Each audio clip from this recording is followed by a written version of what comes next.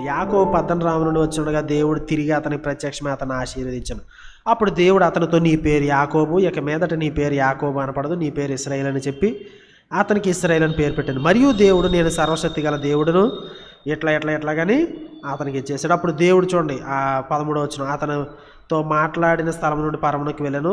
ఆయన తనతో మాట్లాడిన చోట యాకోబు ఒక స్తంభం అనగా రాతి స్తంభం కట్టించి దాని మీద పానార్పణము చేసి నూనెయు దాని మీద పోసాను. దేవుడు తనతో మాట్లాడిన చోటికి యాకోబు బేతేలను పేరు పెట్టాను.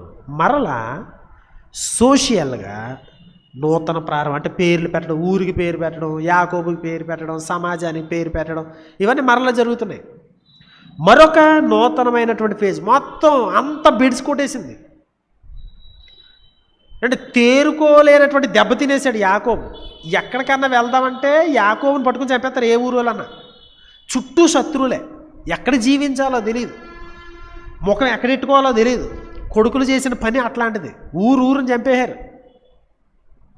మోసం చేశారు, ఒక్క కూతురు పాడైంది. సో ఇట్లాంటి పరిస్థితుల్లో దేవుడు మరలా అతనికి నూతనమైనటువంటి ప్రారంభాన్ని ఇచ్చినప్పుడు అతని యొక్క మొక్కులు చెల్లిస్తున్నాడు. దశమ భాగాలు, బలులు, పానీయార్పణలు ఇవన్నీ కూడా అర్పిస్తున్నాడు. మనం ఆ పైన చూస్తే చూడండి, అక్కడ మనం చూస్తాం 7వ వచనం, అతడు తన సహోదరుని ఎదుటి నుండి పారిపోయినప్పుడు దేవుడు అక్కడ అతనికి ప్రత్యక్షమైన కనుక అక్కడ బలిపీఠమును కట్టి ఆ చోటికి ఏల్ బేతేల్ అని పేరు పెట్టాడు. ఇవన్నీ అర్పిస్తున్నాడు.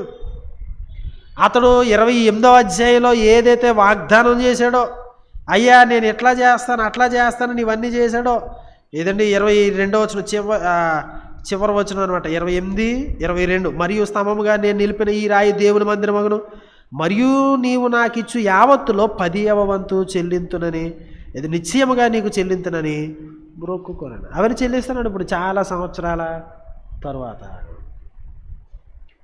సో కాబట్టి ఇతను చేస్తున్నది ఏంటంటే తిరిగి తన్ను తాను సమర్పించుకుంటూ ఉన్నాడు. నూతన ప్రారంభాల్లో తన్ను తాను సమర్పించు.